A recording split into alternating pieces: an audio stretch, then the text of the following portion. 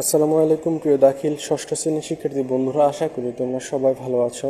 রবিউল সেরুকারের আরও একটি আয়োজনে সবাইকে স্বাগত জানাচ্ছি। সাথে আমি এমডি রবিউল হক। শিক্ষার্থী বন্ধুরা, আজকে আমি তোমাদের অর্ধবার্ষিক পরীক্ষা 2026-এর জন্য তোমাদের বাংলাদেশ ও বিশ্ব পরীক্ষা নিয়ে কথা বলবো। তার আগে বলবো কি, নতুন নতুন এই ধরনের ভিডিও পেতে আমাদের চ্যানেলে সাবস্ক্রাইব করে বেল আইকনটি বাজিয়ে দিও। আর যারা ইতিমধ্যেই সাবস্ক্রাইব করেছো তোমাদের অসংখ্য ধন্যবাদ। তো চলে আসে আমাদের মূল আলোচনায়। তো শিক্ষার্থী বন্ধুরা, তোমাদের বাংলাদেশ ও বিশ্ব পরিচয়ে মোট 100 মার্কের পরীক্ষা হয়ে থাকে, যেখানে 30 মার্কের নৈর্ভিত্তিক থাকে এবং থাকে 8টি সৃজনশীল প্রশ্ন, যেখান থেকে তোমাদের 5টি প্রশ্ন উত্তর দিতে হয়। প্রত্যেকটি প্রশ্নের মান তোমাদের গিয়ে 10 করে 50। এরপরে থাকে 20 মার্কের সংক্ষিপ্ত প্রশ্ন। তো শুরুতে আমি তোমাদের নৈর্ভিত্তিক প্রশ্ন নিয়ে আলোচনা করব। 1 নম্বর প্রশ্নে রয়েছে যে শীতল পাটির জন্য বিখ্যাত অঞ্চল কোনটি? এখানে রয়েছে রাজশাহী, খুলনা, ফরিদপুর, সিলেট। তো এটির উত্তর গিয়ে ঘ অর্থাৎ সিলেট। 2 নম্বরে রয়েছে প্রাচীনকালে মানুষ কিভাবে বাস করত? তো প্রিয় শিক্ষার্থী বন্ধুরা, এখানে রয়েছে বিচ্ছিন্নভাবে, দলবদ্ধভাবে, একা একা, দলে ভাগ হয়ে।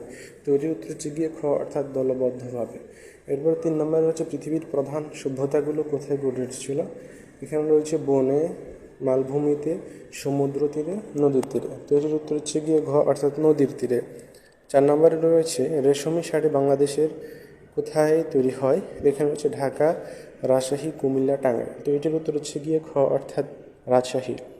5 নম্বরে রয়েছে কত শতকে ইংল্যান্ডে শিল্প বিপ্লব ঘটে? তো এটির উত্তর গিয়ে 18 শতকে। এরপরে একটি উদ্দীপক রয়েছে, যেখান থেকে তোমাদের 6 ও 7 নং প্রশ্ন উত্তর দিতে হবে। তো এখানে রয়েছে বর্তমানে স্বয়ংক্রিয় যন্ত্র, কম্পিউটার ও মোবাইল ফোন এবং যোগাযোগের নানা মাধ্যম যেমন ফেসবুক পৃথিবীর মানুষকে অনেক কাছাকাছি নিয়ে এসেছে। বলা হচ্ছে সমস্ত পৃথিবী একটি গ্রামে পরিণত হয়েছে। তো 6 নম্বর প্রশ্নটি হচ্ছে উদ্দীপকে কোন প্রক্রিয়াকে বোঝানো হয়েছে? এখানে রয়েছে শিল্পায়ন, শহরায়ন, বিশ্বায়ন, নগরায়ন। তো এটির উত্তর গিয়ে গ অর্থাৎ বিশ্বায়ন। এরপরে 7 নম্বরে রয়েছে বিশ্বায়নের মাধ্যমগুলো এখানে হচ্ছে কম্পিউটার, মোবাইল ফোন, ইন্টারনেট। তো এখানে উত্তর গিয়ে ঘ অর্থাৎ 1, 2 ও 3। এখানে তিনোটি হবে। এরপরে 8 নম্বর প্রশ্নে রয়েছে ওয়ারী বটেশ্বর কোন জেলায় অবস্থিত? তো এখানে হচ্ছে সিলেট, নরসিংদী, ঢাকা, কুমিল্লা। তো এটির উত্তর গিয়ে খ অর্থাৎ নরসিংদী। এরপর 9 নম্বরে রয়েছে কোন তারিখে বিজয় দিবস পালিত হয়?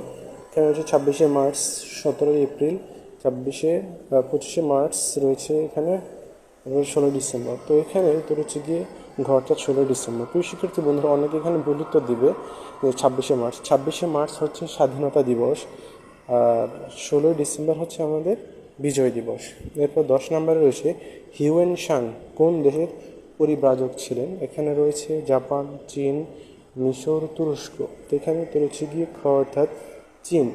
11 নম্বরে রয়েছে প্রাচীন বাংলায় কোন পথে ব্যবসা বাণিজ্য বেশি হতো? এখানে রয়েছে আকাশ, সড়ক, রেল, নদী। তো এটির উত্তর গিয়ে ঘ অর্থাৎ নদী পথ। এরপর শিক্ষার্থী বন্ধুরা 12 নম্বরে রয়েছে কোন সম্রাট 50টি বৌদ্ধবিহার নির্মাণ করেছেন বলে কথিত আছে? এখানে রয়েছে গোপাল, ধর্মপাল, দেবপাল, মহিপাল। তো এটির উত্তর গিয়ে ধর্মপাল।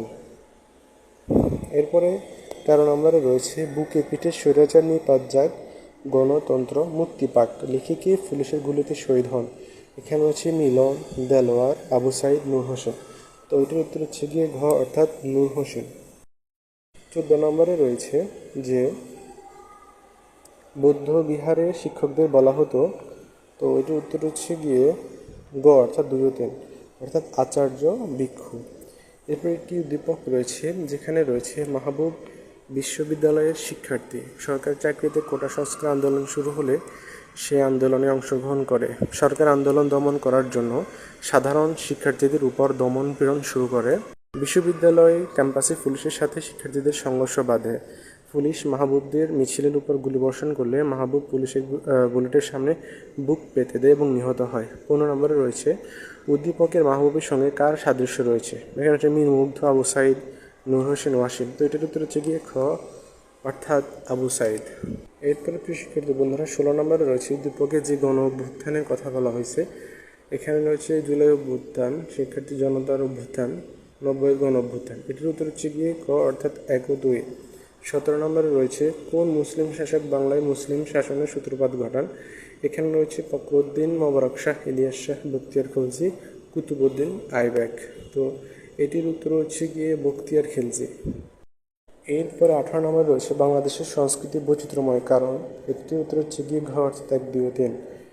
এরপর 19 নম্বরে রয়েছে কোনটির মাধ্যমে মানুষের জীবনযাপন প্রতিচ্ছবি ফুটে ওঠে। এখানে হচ্ছে কর্মের, সংস্কৃতির, ধর্মের, সভ্যতায়। এটির উত্তর হচ্ছে গিয়ে খ অর্থাৎ সংস্কৃতির। এরপরে শিক্ষার্থী বন্ধুরা 20 নম্বর রয়েছে নিচের কোনটি সংস্কৃতির বস্তুগত উপাদান। এখানে রয়েছে নকশিকাঁথা, ভাষা, আদর্শ, সাহিত্য। এটির উত্তর হচ্ছে গিয়ে ক অর্থাৎ নকশিকাঁথা। শহরের সংস্কৃতিতে কোনটির প্রভাব বেশি পরিলক্ষিত হয়। এটি হচ্ছে গিয়ে ক অর্থাৎ বিশ্বায়নের। এরপরে 22 নম্বরে রয়েছে যে ওয়ানগালা উৎসবটি কারা উদযাপন করে। এখানে হচ্ছে সাঁওতালরা, মারমারা, গারোরা, চাকমারা। তো এটির উত্তর হচ্ছে গিয়ে গারোরা।